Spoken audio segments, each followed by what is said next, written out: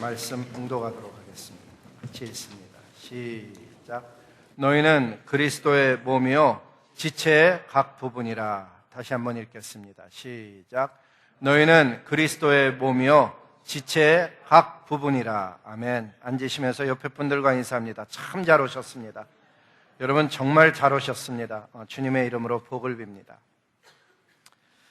지금 이 노스캐롤라이나 스테이트에서는 우리 교회만한 사이즈가 문 여는 교회가 없습니다.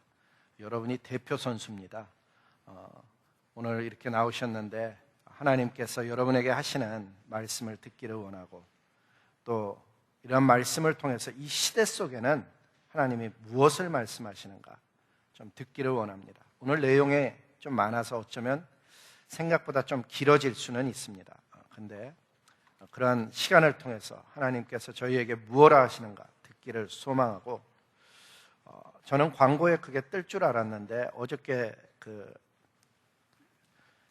앞으로 일이 더 진행되면 이제 교회가 모이는 게 혹시 스테이트에서 어떤 형태로든지 제재가 가해지면 어떻게 해야 되나 하는 것을 준비해서, 또 몸이 아파서 못 오시는 분들을 위해서 이렇게 가정에서 예배 드리는 분들은 어떻게 해야 되나 하는 것에 대해서 저희가 준비를 해서 작은 교회 공동체 리더를 통해서 다 자료를 보내드렸습니다.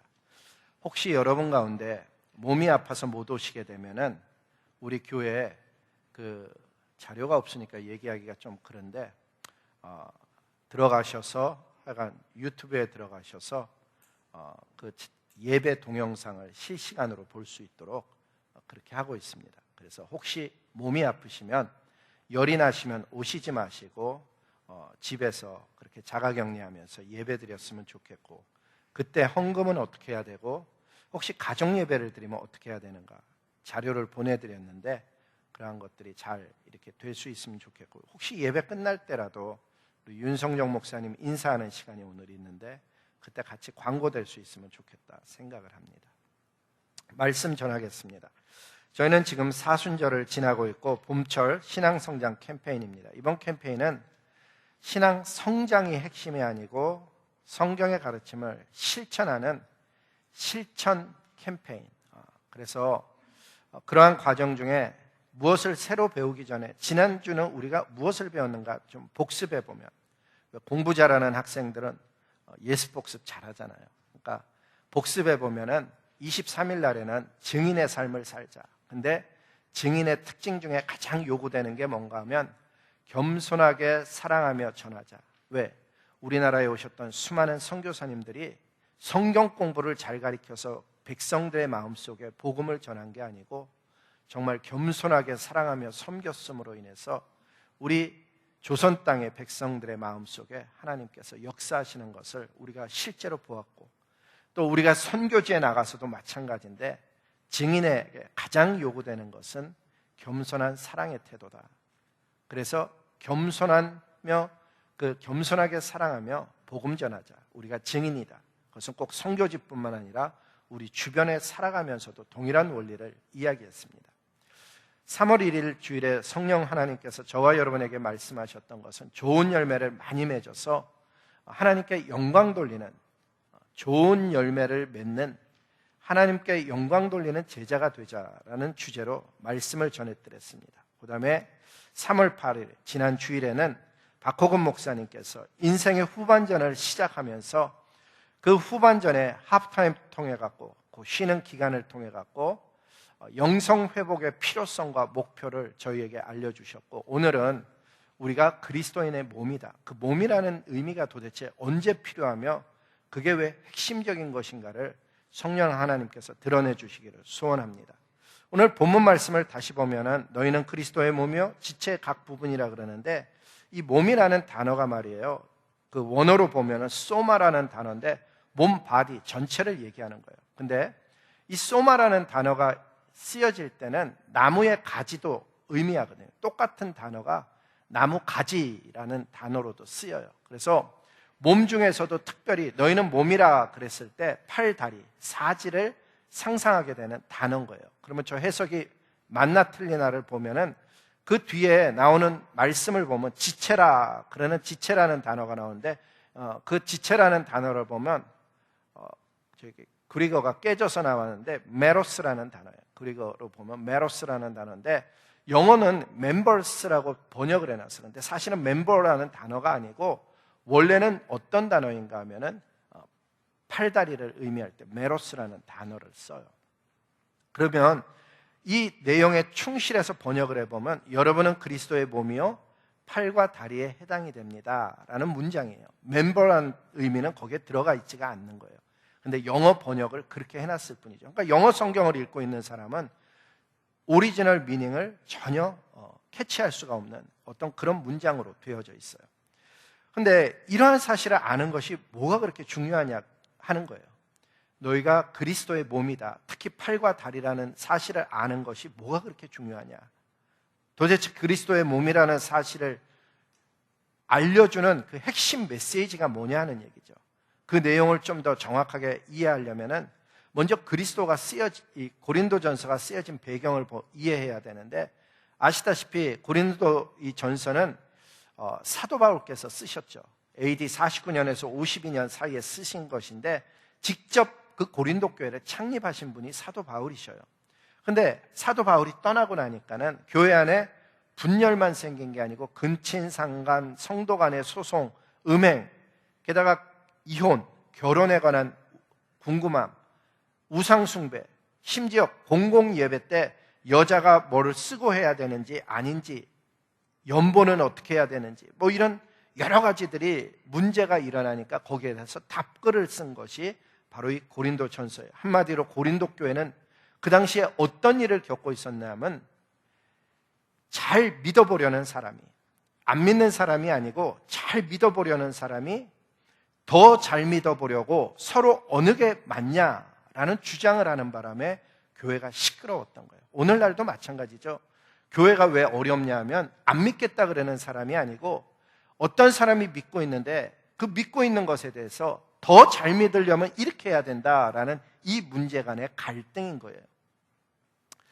그랬더니 사도 바울은 뭐라 그러시는가 하면, 너희가 다 사도겠느냐, 너희가 다 선지자겠느냐, 너희가 다 선생이겠느냐, 너희가 다 능력을 행하는 자겠느냐, 왜 너희는 서로 영적 질서를 따르지 아니하고 너희 모두가 다 자기가 옳다고 주장하냐 하면서, 너희는 한 몸이라, 몸에는 머리가 있고 팔다리가 있고 지체가 있고 다 있는 그러한 연합체라는 것을 가르쳐주면서 특별히 그 가운데 연약한 사람에게 집중해서 이 교회가 움직여야 된다는 사실을 이야기했던 거예요.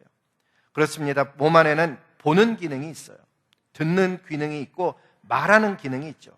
손으로 섬겨야 되는 기능이 있고 발로 찾아가야 되는, 커뮤니티를 향해서, 나라와 열방을 향해서 찾아가야 되는 각 기능들이 교회 안에 있는데, 그 모든 기능은 한 가지, 머리 되시는 예수님의 뜻을 쫓아서 각자의 고유한 기능을 사용해서 하나님께 영광과 아름다운 열매를 맺어드리는 것이, 그것이 몸의 목적이라는 거예요. 따라서 우리가 분명히 인식해야 되는 가장 큰 진리는 무엇인가 하면, 저와 여러분이 그리스도께 속한 지체인데 우리가 다 다른 역할을 하고 있다는 것. 손이 하고 있는 역할을 귀가 쟤는 맨날 왜 저래 이래서는 아닌 것이죠. 우리는 모두가 각자 유니크한 모습을 가지고 하나님 앞에 그렇게 섬기는데, 하나님께서는 뭐라 그러냐면 특히 연약해 보이는 지체가 더욱 소중하니까는 그러한 분들을 더욱 소중히 여기며 하나님을 섬겨라, 그 얘기가 오늘 내용의 전체 그 모습인 거예요. 근데 성경은 그러한 지체들 간에 일어나는 일에 대해서 경고를 하셨는데 이런 얘기를 하셨어요. 말세에는 그런 소중한 지체들이 서로 잡아주는 날이 있다는 아주 무서운 얘기를 하는 거예요. 어제까지만 해도 같은 지체였어요. 근데 그런 소중한 지체끼리 서로 잡아주는 일이 일어난다. 근데 이게 피부에 안 와닿잖아요. 요즘 코비드-19 바이러스로 인해서 세상이 참 여러 가지 상황들이 변하고 있어요. 나라가 나라를 향해 문을 닫고 있을 뿐만 아니라 대기업은 대기업대로 우리 소규모 자영업자들은 소규모 자영업자대로 나름대로 힘들어하고 있어요. 교회라고 해서 예외는 아니죠. 전 세계적으로 많은 교회들이 문을 닫아야만 하는 상황이에요. 근데 제가 지난 우리 카톡방에 보내드렸다시피 선교사님이 보내온 자료에 의하면은 남미의 몇 개 국가는 나라에서 국법으로 교회 모임을 금지하고 있는 거예요. 모이지 마라. 왜? 너무 빠르게 확산되고 있으니까 이게 교회를 포함한 학교 모든 것이 모이지 말라는 걸로 국법으로 그렇게 하니까는 그 안에 있는 교회들은 이제 갈등을 겪게 되는 거예요. 어떤 갈등인가 하면 어떤 교회는 그런 이야기에 따라서 문을 닫아요. 왜? 마음속에 무슨 생각이 있는가 하면 공공의 일이고 사회를 보호하는 일이고 커뮤니티를 보호하는 일이라고 생각해서 좋은 의도로 문을 닫는 거예요. 근데 문을 열고 싶은 교회도 있는 거예요. 왜? 그럼에도 불구하고 예배는 계속되어야 된다는 생각을 가진 교역자도 있을 수 있는 거예요. 그러니까 생각이 다 같은 것은 아니에요. 우리도 노스캐롤라인에서 그런 일을 겪고 있어요. 근데 제가 왜 이렇게 교회 문을 닫아야 되는 시기에 왜 문을 여는가, 제가 경험한 얘기를 조금 나누면은 여러분의 마음속에도 어쩌면 도움이 될 수 있겠다 싶어서 나누고 싶은 이야기가 있어요. 그게 무엇인가 하면 제가 군대를 갔을 때예요. 군대를 갔는데 저는 백마부대 구사단을 갔는데 제가 구사단에 가보니까는 거기는 페바 지역이라서 앞에 38선에도 투입이 되기도 하고 뒤에 후방에 서울에 소요 사태가 일어나면 진압군으로도 투입돼야 되는 아주 특별한 그런 부대, 기행부대라 그래요. 그런 부대인 거예요. 근데 주일이 됐어요. 주일이 돼서 교회를 당연히 가려고 그랬더니 왜? 논산훈련소에 있을 때는 교회 가는 거를 권장했었거든요. 그리고 저는 크리스찬이니까 교회를 갈 수 있었어요. 근데 자대를 배치받고 가보니까는 상황은 좀 다른 거예요. 당장 상병이 뭐라 그러냐는 거, 교회 갈 생각 하지 마 이러는 거예요. 교회 갈 생각 하지 마. 교회 갈 사람을 모집해서 데리고 갔거든요. 그 군종병이라 그러는데 와갖고 교회 갈 사람 그래갖고 모아갖고 이제 데리고 가는데 손들지 말라는 거예요. 왜? 총 닦아야 되는 것도 많고 내무반 청소해야 되는 것도 많은데 군기가 빠져갖고 처음부터 예배드리러 어디 빠질 생각 하지 말라는 거예요. 그러니까 갈등이 생기죠. 무슨 갈등이에요? 상관의 명령을 들어야 되는가 아니면 자기의 신앙을 지켜서 가야 되는가에 갈등이 생기는데 이게 조그만 갈등이 아니고 군대는 그때만 해도 폭력이라는 게 공공연하게 존재하는 그런 시대였거든요. 순간적인 갈등이 막 안에서 일어나는 거예요. 근데 시간이 되니까는 이제 군종병이 교회 갈 사람 그러고 이제 다니면서 얘기해요. 소대마다 갔겠어요, 안 갔겠어요? 가갖고서는 돌아와서 엄청 맞았어요. 근데 그게 한 번 되는 일이 아니잖아요. 그 다음 주에도 또 똑같은 일이 반복이 돼요. 이번에 갔다 오면 다리몽댕이를 부서뜨려준다. 눈깔에 먹물을 쪽 빼버린다. 뭐 이런 얘기를 하는 거예요. 얼마나 무서운 얘기예요. 누나의 이 까만 눈동자 먹물을 빼버린다는 얘기, 뽑아버린다는 얘기지. 막 무서운 얘기를 하는 거예요. 그런 과정들을 통해서 예배를 자연스럽게 드리는 것이 이게 얼마나 큰 축복인지를 사모하게 되는 거예요. 내가 사회에 있었을 때 예배를 자연스럽게 드리는 것이 그게 큰 축복이었구나. 근데 그게 거기서만 끝나는 게 아니에요. 그 매 주일마다 교회를 못 가게 하기 위해서 고참이 저한테 머리 깎는 사역을 그냥 탁 뒤집어 씌워줬어요. 너 가위질 할 줄 알아? 그래서 뭐 다른 건 줄 알고 예, 할 줄 압니다. 그랬더니 오늘부터 머리 깎고.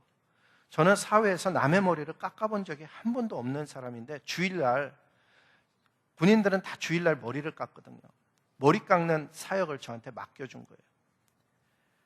교회는 가야 되는데 사역이 안 끝나지게 되는데 여러분 머리를 혹시 처음 가위로 깎아보셨어요?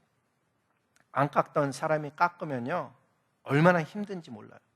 근데 고참 말년 병장들은 내 머리카락 이상하게 깎으면 넌 죽어 이러고 딱 앉는다고요. 그러면 왜? 제가 초짜니까. 손이 떨려서 더 안 깎여요. 손이 떨려서. 머리 막 원산폭격하면서 배우고. 근데 제가 기도했거든요. 깎다가 중간이라도 시간 되면 난 가야지. 그리고 갔다 와서 다시 깎는다고 얘기해야지. 그러면서 자기 신앙을 지키려고 애를 썼단 말이죠. 근데 그거는 더 쉬운 얘기예요. 우리 부대가 옮겨가서 산으로 갈 때가 있었어요. 산으로 가는데 주일날이 됐어요. 거기는 군종병도 안 와요. 내 혼자서 산에서 교회를 가야 되는데, 산에 가 있으니까 예배 안 드려도 된다고 생각할 수 있겠지만 산까지 우리는 행군해서 가는데 가다가 마을에 있는 교회를 봤거든요. 그 교회가 마음의 사모가 되는 거예요. 교회 가야겠다는 생각이 들었어요. 중대장님한테 얘기를 했어요. 우리 소대장한테 얘기해도 뭐 듣지도 않으니까 중대장님을 찾아가고 저는 교회 가야겠습니다. 그랬더니 막 웃어요. 여기서 네 혼자 간다고? 그러면서 그래요. 예, 혼자 다녀오겠습니다. 아니면 누구랑 같이 갔다 와도 좋겠습니다. 안 돼. 한마디로 산속 깊은 곳에서 일어날 수 없는 일을 요구하는 것처럼 느끼니까 안 되라고 얘기를 했어요. 그래서 할 수 없나 보다라고 생각하면서 하나님, 내가 교회 가서 예배를 드려야 되는데 상황이 이래서 오늘은 못 가나 봅니다. 그러고 있었는데 우리 그 산에서 훈련하고 있을 때 대대장님이 오셨어요. 그래갖고 뭐 잘 되고 있냐 이런 걸 보고 있는 거예요. 얼른 뛰어가서 대대장님께 대대장님 말씀드릴 거 있습니다. 그러고 얘기를 했어요. 그때 뭐 사병이 그러니까 대대장도 어리둥절해갖고 쳐다보더라고요. 교회 가고 싶습니다. 그랬더니 분위기가 어떤가 하면 정말 또라이 같은, 고참들도 괜히 열받고 막 그런 상태예요. 근데 대대장님이 차에 타. 그러더니 너는 신학교 다니냐? 가면서 물어보더라고. 그렇지 않다 그랬어요. 너 군종병 할래? 아니 그건 싫다 그랬어요. 거기 있는 2주 훈련 동안 대대장님이 찾아와서 저를 데리고 예배를 2번을 드려줬어요. 이 예배가 여러분 맞으면서 드려본다든가 고통당하면서 드려보면은 이게 무엇과도 바꿀 수 없는 것이라는 걸 알게 되는 거예요. 어쨌든 그런 과정을 통해서 예배의 소중함을 저는 알게 된 거예요. 근데 오늘 성경에 보면 이런 일이 있어요. 그때 많은 사람이 실족하게 되어 서로 잡아주고 서로 미워하게 했으며, 어느 때인 줄 아세요? 말세예요. 말세에 서로 잡아주는데 이 서로라는 단어를 여러분이 조금만 공부를 해보게 되면 이것은 그리스도인끼리 잡아주는 거예요. 그리스도인끼리. 같은 그리스도인이 공공기관에다가 잡아주는 거예요. 왜? 정부에서 처음에는 지금 얘기로 바꿔서 얘기하면 성도들을 보호하는 차원에서 아마 지역사회에 질병이 감염되지 말라고 그렇게 말해서 교회가 그건 맞는 얘기다 생각돼서 문을 닫는 것 이해가 되잖아요. 처음에는 그렇게 모두가 다 이해되는 수준으로 일이 시작돼요. 하지만 어느 날 특정한 일을 가지고 이야기하기 시작해요. 예를 들어보면요, 좀 다른 각도에서 보면 이런 이야기예요. 중국이라는 나라를 예를 들어보면 중국 기독교는 역사가 굉장히 깊어요. 당태종 때 AD 635년에 중국에는 기독교가 그 네스토리안들을 통해 갖고 복음이 전파됐어요. 어느 정도로 전파됐는가 하면 교회에서 예배드리는 자유뿐만 아니라 전도하는 자유, 이게 1300년 동안을 진행되어 온 거예요. 635년에 기독교가 전파돼서 1300년 동안 중국에는 기독교가 계속 전파되고 있었어요. 그런데 1949년 중화인민공화국에 의해서 세상이 변한 거예요. 대약진운동이라는 것과 문화대혁명이라는 것을 통해서 같은 그리스도인이었는데 이웃이었던 주민들이 공산당에게 그리스도인을 발견하면 신고하는 세상으로 바뀐 거예요. 왜? 정부가 그리스도인들을 향해서 이야기하기를 반사회주의자, 반혁명주의자라고 이야기했기 때문이에요. 그 문화 대혁명 기간에 그리스도인들은 길거리에서 목에다가 줄에 잡혀갖고 끌려가면서 매를 맞고 구타를 당하고 20대 초반의 어린 자매들, 교회에서 다니던 자매들은 말로 다 할 수 없는 고통을 겪어야만 했고 수치를 겪었어요. 그리스도인들은 반혁명 수정주의자라는 낙인이 찍혀갖고 강제 수용소로 보내져서 사상을 개조당하는데 10년형에서 최고 30년형을 받기 시작했어요. 홍위병을 앞세워갖고 목사님들은 길거리에 다니면서 오물을 뒤집어 쓰기도 하고요. 수많은 성도들은 직장에서 쫓겨나서, 왜?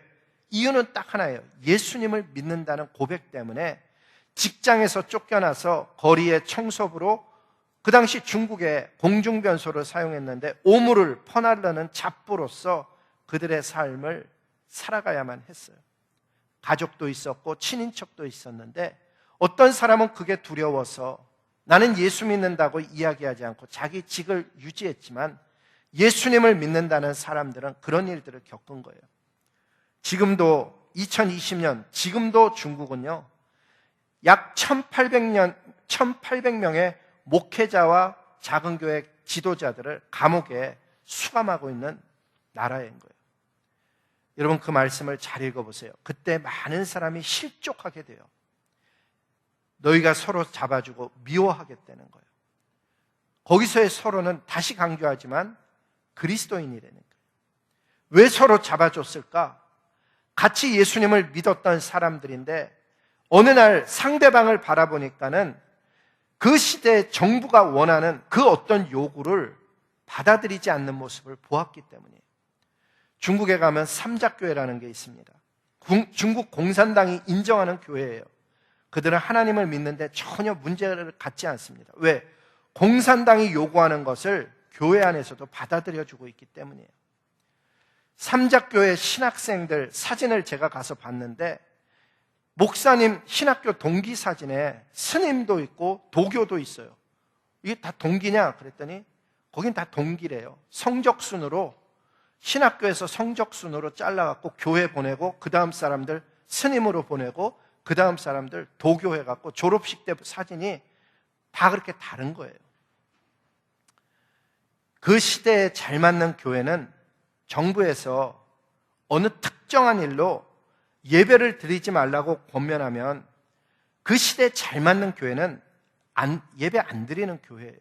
처음에는 다시 강조하지만 좋은 의도라는 거예요. 좋은 의도. 모두가 다 받아들일 수 있는 이유로 교회가 예배를 안 드리고 문을 닫는 거예요. 근데 어느 순간 시대가 변해갖고, 어느 순간이에요. 시대가 변해갖고 이제는 교회가 문을 닫지 않으면 사회에 적으로 몰릴 뿐만 아니라 공공의 적이 될 뿐만 아니라 감옥에도 갈 수 있는 시대가 오는 거예요. 예를 들면 바이러스가 많이 퍼져서, 예를 드는 거예요. 이거 실화 아니에요. 제가 지어낸 얘기예요. 어디 가서 또 이 얘기하면 제가 3단, 4단 되는 거 시간 문제니까 다시 강조합니다. 제가 이 예화예요. 예화. 666의 표를 아무도 안 받겠다고 생각하고 신앙생활을 해요. 그런데 666의 표를 어떻게 받게 되는 과정을 얘기하는 거예요. 아기가 태어나는데 이 아기는 세상에서 계속해서 바이러스라든가 어떤 질병의 관리를 위해서 아이의 아이디를 집어넣어서 그 아이로 하여금 계속해서 질병 관리를 해야 된다 그러는 거예요. 근데 그 아이를 딱 보면 얘가 이 질병 관리 대상이구나 아니나를 알 수 있도록 이마나 손에 그 코드를, 어떤 칩을 집어넣어서 삑 하면 알 수 있도록 해주는 거예요. 우리 아이는 그거 밖에 할 수 없습니다. 그 엄마는 공공의 적이 되는 거예요. 아이의 질병을 관리하지 않는. 아니, 좀 더 나가서 어떤 1년마다 지금은 플루샷이라는 걸 받고 있지만 다른 사람에게 플루를 옮길 수도 있어서, 바이러스를 옮길 수도 있어서, 아니면 누굴 딱 봤을 때 저 사람 바이러스 예방주사 맞았구나 표시할 수 있는 어떤 거를 갖고 있는 사람끼리는 모여서 공공활동을 해도 되지만 그 표시를 받지 않은 사람은 바이러스를 가지고 있을 수도 있어서 모이지 못하게 하는 그런 시대가 올 수도 있다는 거예요. 이마에 손과 표를 받는 것이 신앙에 안 맞아서 나는 그것 안 하겠습니다. 그 사람은 자신뿐만 아니라 주변을 불편하게 만드는 사람이 되는 거예요. 주변 사람들이 그 사람을 향해서 얘기하는 거예요. 너 그 받는 게 뭐가 그렇게 대수냐? 그것으로 인해서 다른 사람이 불안해하고 실제로 네가 감염을 옮길 수도 있는, 혹은 너로 인해서 다른 사람이 힘들어할 수도 있잖아 라고 말하는 거예요. 이마와 손에 표를 받는 것에 대해서 반대를 하면 어느 날 교회가 사회 속에 공익을 주지 못하는 그런 일로 인해서 교회가 핍박을 받는 시대가 올 수도 있다는 거예요. 그럴 때 그리스도의 몸은 어떤 역할을 하느냐? 그리스도의 몸은 그러할 때를 이기는 공동체가 될 수도 있다는 거예요. 약한 사람,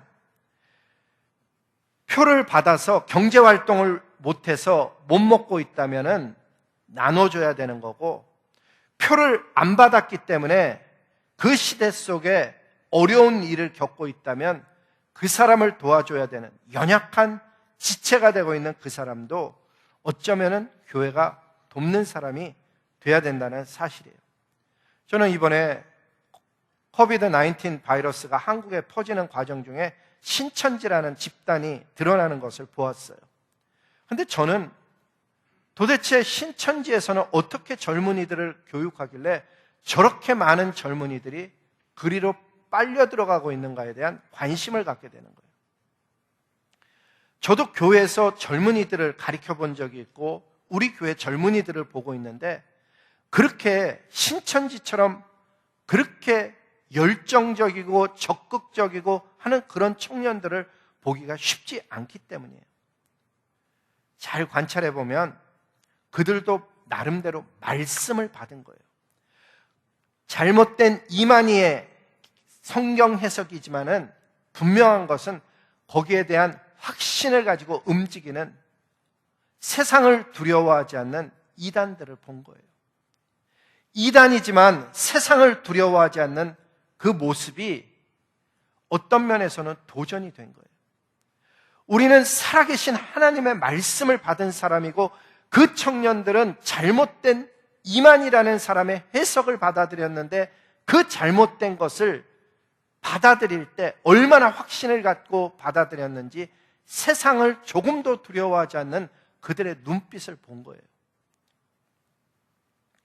신천지는 확실히 이단이에요. 왜? 그리스도의 몸된 교회는 철저하게 하나님의 말씀만을 쫓아 진행되고, 철저하게 하나님의 말씀인 성경만을 기준 삼아야 되는 거예요.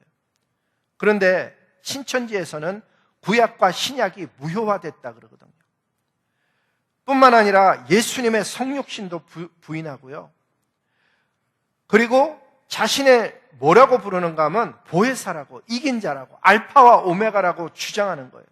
이 단어들은 전부 다 삼위일체 대신에 하나님에게만 적용될 수 있는 단어를 자기에게 적용시키는 재림 예수라고 주장하고 있기 때문에 그건 분명한 이단이에요. 성경과 정면으로 충돌하죠. 그런데 왜 젊은이들이 거기에 빨려 들어갈까? 세상을 두려워하지 않는 왜 눈빛을 갖게 되었을까? 잘못된 것에 대한 확신을 가졌음에도 불구하고 그렇게 살아가는데, 우리는 생명의 말씀을 가지고 있는데 내 삶 전체를 걸 수 있는 청년들을 볼 수 있나? 아니, 나 자신은 그것을 정말 내 삶을 걸 수 있을까라는 질문 앞에 제가 서게 되는 거예요. 교회는 성령 공동체, 말씀 공동체예요. 마틴 루터라는 분은 교회를 떠나서는 구원이 불가능하다고 했고, 구원받은 자의 삶이 다른 지체와 연합이 되고 헌신되지 않으면 진정한 의미에서의 구원받은 생활이 이루어지지 않는다라고 얘기했어요. 어떻다고요? 구원받은 자의 삶이 다른 지체와 연합이 되고 헌신되지 않으면 진정한 의미에서 구원받은 삶은 이루어지지 않는다라고까지 마틴 루터라는 분은 얘기했어요. 그런 면에서 본다면은 각 집에서 드리는 영상 예배는 마지못해서 몇 회 할 수는 있지만은 교회 예배를 계속해서 대신할 수는 없는 거예요. 제가 이 설교를 쓸 당시에는 이렇게 썼어요. 들어보세요. 앞으로 주정부에서 교회에서 모이지 말라고 해도 한마음교회는 소규모라도 예배드릴 예정입니다. 이거 발표 듣기 전에, 어저께 발표를 듣기 전에 쓴 말씀이에요. 정부에서 모이지 말라고 하여도 한마음교회는 소규모라도 예배를 계속 드릴 작정입니다. 왜? 저는 예배의 소중함을 정말 맞으면서 경험했기 때문이에요. 세상 사람들이나 아직 신앙이 어린 그리스도인들은 주일에 집에서 드리면 어떻고, 산에서 드리면 어떻고, 골프장에서 드리면 어떤가, 어느 곳이든지 예배 드리는 곳이면 된다라고 생각해요. 진짜예요. 근데 성경에 보면 하나님께서 그 이름을 두시려고 택한 장소에서 예배 드리래요. 이런 말씀이 딱 하나만 있는 게 아니라는 사실이에요. 이 말씀이 딱 하나 있으면 제가 하나를 가지고 곡해해서 막 전하는 사람이 되겠지만, 여러분 관심을 가지고 신명기만 읽어봐도 신명기에만 이런 말씀이 몇 개가 나와요. 내용이 뭐라고요? 오직 너희 하나님 여호와께 그 이름을 두시려고, 이름을 두시려고, 요즘으로 얘기하면 뭐예요? 교회잖아요. 그 이름을 두시려고 택하신 곳에, 그 계실 곳으로 너희가 You must go, 찾아 나가라. 이렇게 성경은 분명하게 이야기하고 있어요. 가끔 보면 요한복음 4장에 나오는 사마리아 여인과 예수님의 대화를 이야기하면서 아무 곳에서나, 예루살렘이나 뭐 어디서나 예배드릴 수 있다, 이렇게 이야기하시는 분들을 가끔 만나요. 근데 그 말씀을 한번 잘 읽어보세요. 그것은 아무 곳에서나 예배드리라는 내용이 전혀 아니에요. 요한복음 4장에 나오는 사마리아 여인과의 대화를 읽어보시면 예배 장소가 문제가 아니고, 그리심산에서 드릴까요? 아니면 예루살렘에 가서 드릴까요? 예배 장소의 문제가 아니고, 너희 예배자의 태도 속에 신령과 진정이 없다면 장소의 문제가 아닌 것이다를 이야기하고 있었다는 사실이에요. 집에서 드려도 되고, 골프장에서 드려도 되고, 산에서 드려도 되는 그런 예배를 오리지널리는 얘기하고 있지 않았었던 거예요. 사랑하는 성도 여러분, 코로나 바이러스로 인해서 너무 두려워하지 마시기 바랍니다. 오히려 눈에 안 보이는 하나님, 그분에게 더 집중할 수 있는 저와 여러분 되기를 소망합니다. 왜? 주님은 이런 약속을 했습니다. 너희가 너희 하나님 여호와의 말을 들어 순종하고 내가 보기에 의를 행하며 내 계명에 귀를 기울이면 내가 애굽 사람에 내린 모든 질병 중 하나도 너희에게 내리지 아니하리니 나는 너희를 치료하는 여호와임이니라. 질병에 걸리는 것도 사람의 부주의도 있겠죠. 그러나 걸렸다고 다 생명을 잃는 것도 아니고, 여러분 어떤 면에서는 우리가 지금 희한한 시츄에이션에 들어와서 있어서 그런데 하나님 앞에 예배드리는 그 가치가 예배를 패할 만큼의 가치를 갖고 있지 않다는 사실을 깨달을 수 있기를 정말 주님의 이름으로 복을 빕니다. 어느 날이 되면 예배를 드리고 싶어도 드릴 수 없는 내 연약함이 있거나 시대가 올 거예요. 이 말씀에서의 애굽은요, 실제적인 애굽이었어요. 그런데 그것을 조금 확대해서 간다면 세상 나라를 상징하는 애굽이 될 수도 있는 것이죠. 그렇다면 결국 하나님은 오늘 이 말씀을 통해서 우리에게 하시고자 하는 이야기는 무엇일까? 말씀을 잘 묵상하다 보면은 에베소서 4장 말씀이 생각나는 거예요.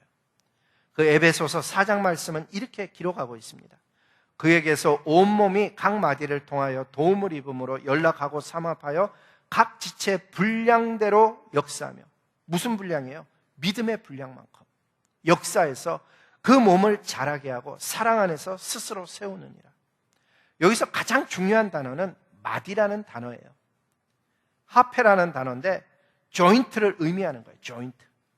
아까 우리가 지체라 그랬는데 팔이 움직이지 않고 맨날 이렇게 움직인다고 생각해봐요. 얼마나 불편하겠어요.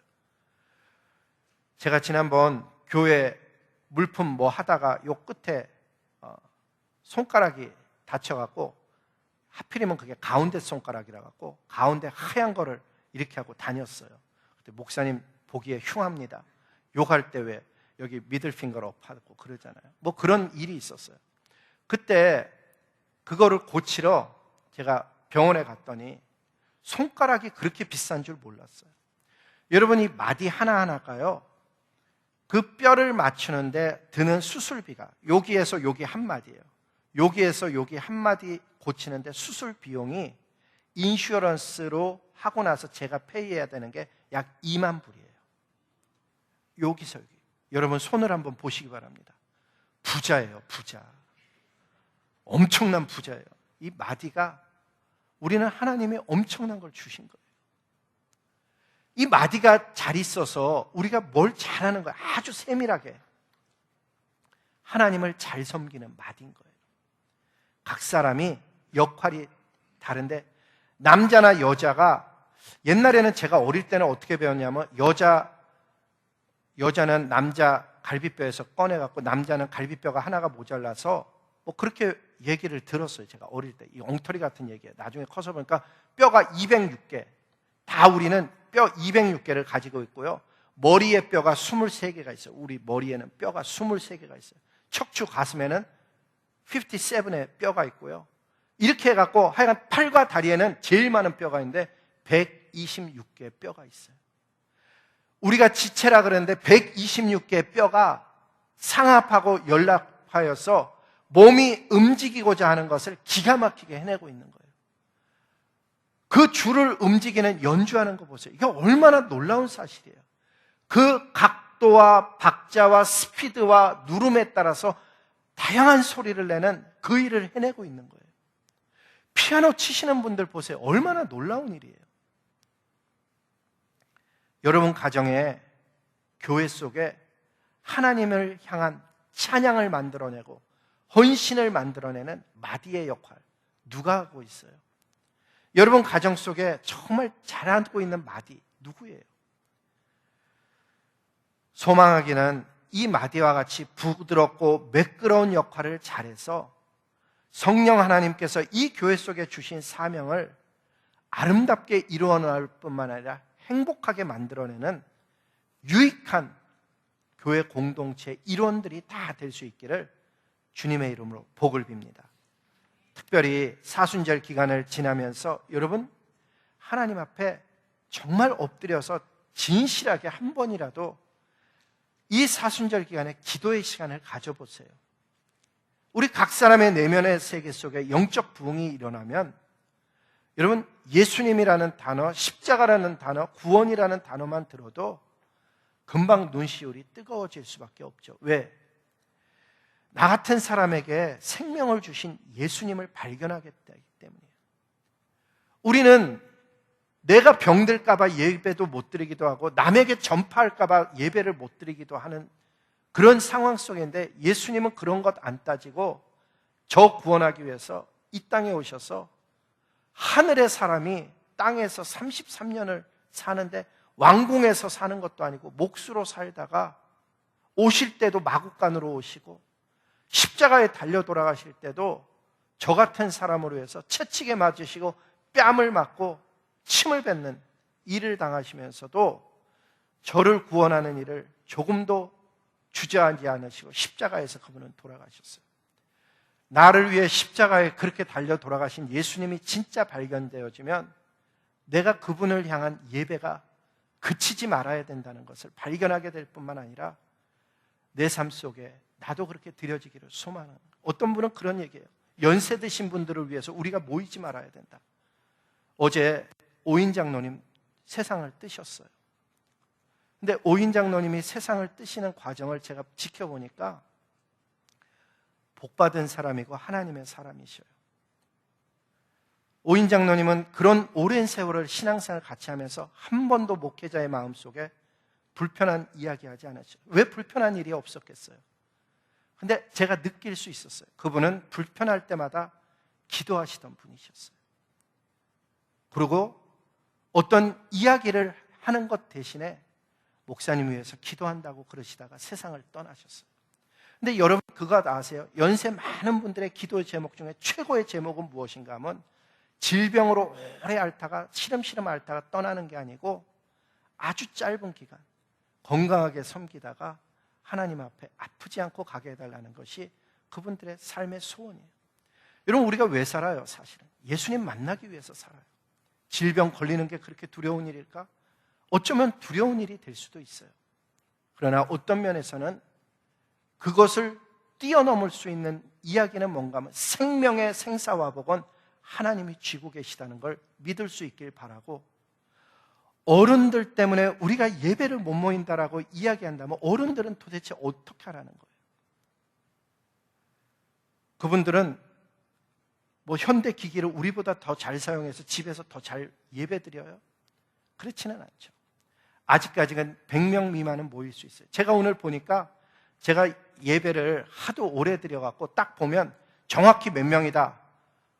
옛날에 이렇게 돈으로 해갖고 이렇게 하던 게 있어요. 뭐 그걸 이름도 까먹었는데 이렇게 해갖고서는 하나 뭐 3개로 하는 그게 있었는데, 옛날에 잘할 때는요 이렇게 갖고 있으면 이 안에 몇 개가 들었는지 세지하도 알 때가 있다. 왜? 하도 하니까. 그것처럼 말이에요. 제가 예배 시간에 딱 보니까 오늘 주정부에서 100명 미만으로 모여라 그런데 그거보다 조금 덜 모였어요. 절묘한 숫자가 모여서 예배드리고 있어요. 여러분 예배를 포기하지 마시기 바랍니다. 이 예배는 생명과도 같은 거예요. 그분은 우리를 위해서 예배자 만들려고 생명을 주셨어요. 아무것도 두려워하지 마시고 오히려 이런 기간을 적극적으로 사랑을 전하고 복음을 전하고 확장하고 두려워하는 이들에게 오히려 하나님의 확신을 주는 저와 여러분의 신앙 되기를 주님의 이름으로 복을 빕니다. 특별히 우리 윤 목사님 내외분 어저께 보니까는 사골국이라 그러나 그거를 끓여갖고 주중에 오히려 어른분들 격려하려고 신방할 계획을 갖고 있더라고요. 이 기간이 위축되고 안 찾아가는 기간이 아니고 함께 주님 나라에서 격려하며 함께 확장해가는 하나님 나라가 더 아름답게 세워지는 기간이 되어져서 이 코로나 바이러스가 지나고 나면 우리 교회가 하나님 앞에 더 힘있게 서가는, 안 나오던 자들도 나오게 되는, 힘든 사람들도 이 속에서 위로를 받는 하늘의 공동체, 성령의 공동체, 말씀의 공동체 되기를 주님의 이름으로 복을 빕니다. 기도하시겠습니다. 왕이신 아버지 하나님, 생명 주심 주님을 찬양합니다. 예수님 알게 해주시고 예수님 몰랐더라면 우리도 세상 속에 휩쓸려 살 인생들이었는데 복음을 알게 하시고 성령님이 우리와 동행하시고 마지막 날 면류관 씌워주시며 하나님 나라를 유업으로 주시겠다 하시는 약속을 주시니 주님 그 은혜를 감사를 드립니다. 우리만 하나님께 온 생명을 다하는 것이 아니고 우리의 자손, 우리의 손자들도 생명을 걸고 하나님을 믿는 뜨거운 신앙인들 되게 하여 주셔서 세상을 이기는 백성들 되게 하시고 하나님 나라를 유업으로 받을 수 있도록 은혜 허락하여 주시옵소서. 어느 날 시대가 변하여서 예수님 믿는 것이 세상에 미움이 되는 그날이 온다 할지라도 옳은 것과 타협해야 되는 것과 물러서야 되는 지혜를 깨닫게 하여 주셔서 어떻게 우리가 이 세상을 이기며 살아가야 되는지를 아는 하나님의 백성, 이 교회 하늘의 각각의 군사들 될 수 있도록 은혜 허락하여 주시옵소서. 살아계신 주 예수님 이름으로 감사하며 복을 빌며 기도드렸습니다. 아멘. 우리 고백의 찬양